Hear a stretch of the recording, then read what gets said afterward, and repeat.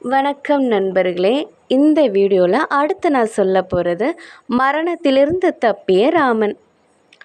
பழிவாங்கும் சந்தர்ப்பம் கிடைத்ததால் மிக்க மகிழ்ச்சியடைந்த அந்த காவலர்கள் அரசர் இட்ட ஆணையை நிறைவேற்ற ராமனை அழைத்து சென்றனர். ராமன் அந்த காவலர்களிடம் ஒரு வேண்டுகோள் வைத்தான்.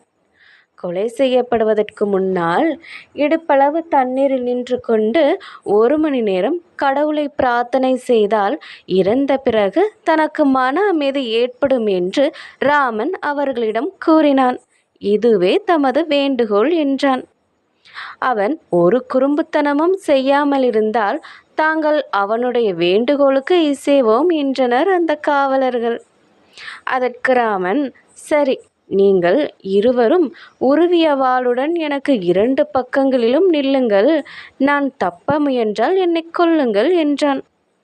இது சரியான யோசனை என்று அவனருகே 2 காவலர்களும் நின்றனர். இவ்வாறே 3/4 மணி நேரம் கடந்தது. பிறகு திடீரென்று ராமன் கொல்லுங்கள் என்று சொல்லிவிட்டு மின்னல் வேகத்தில் தண்ணீருக்குள் மூழ்கினான்.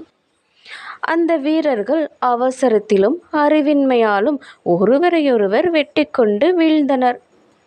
ராமன் அரசரை சந்தித்தான். அப்பொழுது அரசருக்கு கோபம் தணிந்திருந்தது. அவர் ஆச்சரியம் மேலிட்டு ராமனை பார்த்து, ராமா, நீ எவ்வாறு உயிர் தப்பினாய் என்று கேட்டார்.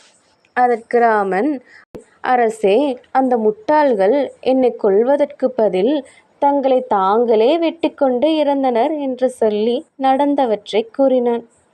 இதை கேட்டு மகிழ்ந்த அரசர், உன்னுடைய அறிவாற்றலால் உன் உயிரை காப்பாற்றி கொண்டாய். அதனால் உன்னை மன்னித்து விட்டேன்.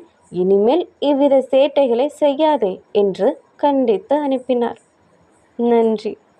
இந்த கதையின் தொடர்ச்சியை அடுத்த வீடியோவில் கேட்கலாம்.